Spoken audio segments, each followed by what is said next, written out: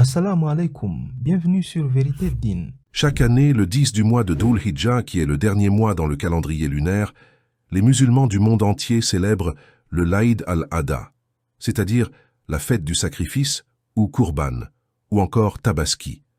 L'Aïd al-Adha consiste à commémorer la dévotion du prophète Ibrahim alayhi salam et sa volonté de sacrifier son fils unique. Les musulmans, les chrétiens et les juifs s'accordent sur le fait que Abraham a reçu l'ordre de Dieu de sacrifier son fils et qu'il était disposé à le faire.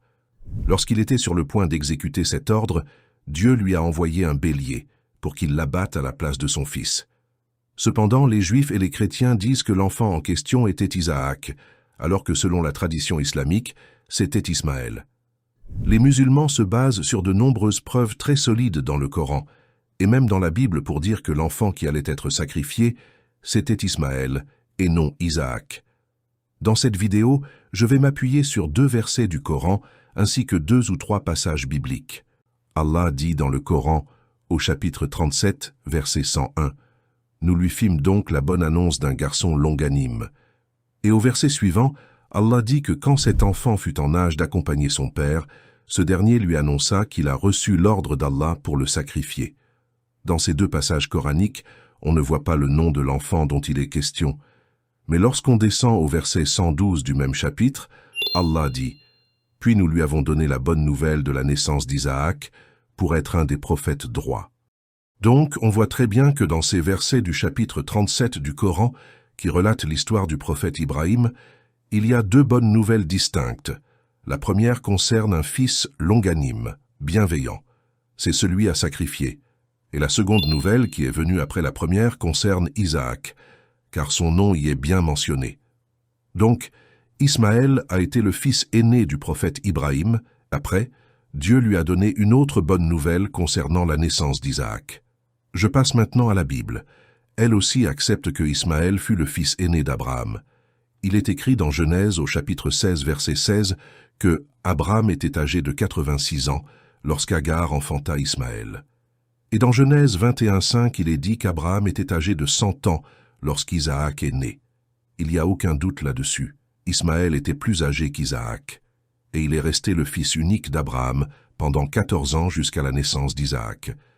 Et selon la Bible, dans le livre de Genèse au chapitre 22, verset 2, on voit que Dieu dit à Abraham de prendre son fils unique, son bien-aimé, et de le sacrifier. Et dans une autre version, on dit son fils aîné. Le fils aîné et unique d'Abraham, c'était qui? Ismaël, bien sûr, avant la naissance d'Isaac. Et, malheureusement, dans ce verset biblique, les gens qui ont écrit la Bible ont frauduleusement inséré le nom d'Isaac. Ils ont écrit « Prends ton fils unique Isaac et offre-le en holocauste ».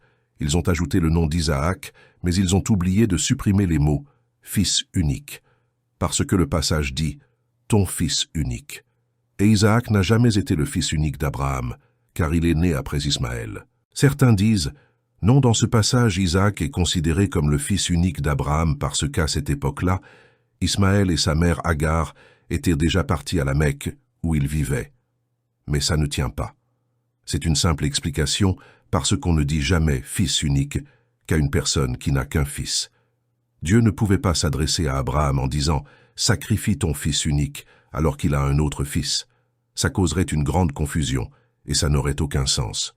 Donc, comme nous l'avons vu dans les passages bibliques que j'ai mentionnés, c'est Ismaël qui a été le fils unique d'Abraham pendant 14 ans, avant la naissance d'Isaac. Le passage biblique qui a été falsifié, en y ajoutant le nom d'Isaac pour soutenir leur position, pour des raisons de recherche de supériorité, eh bien ce passage se contredit, et prouve clairement que l'enfant dont Abraham a eu l'ordre de sacrifier était Ismaël et non Isaac. C'est pourquoi nous, musulmans, n'avons aucun doute là-dessus. Ainsi, chaque année, le 10 du mois de Dhul Hijjah, nous commémorons l'Aïd al-Adha, tout en sacrifiant des bêtes pour Allah. Merci pour votre temps. Assalamu alaikum.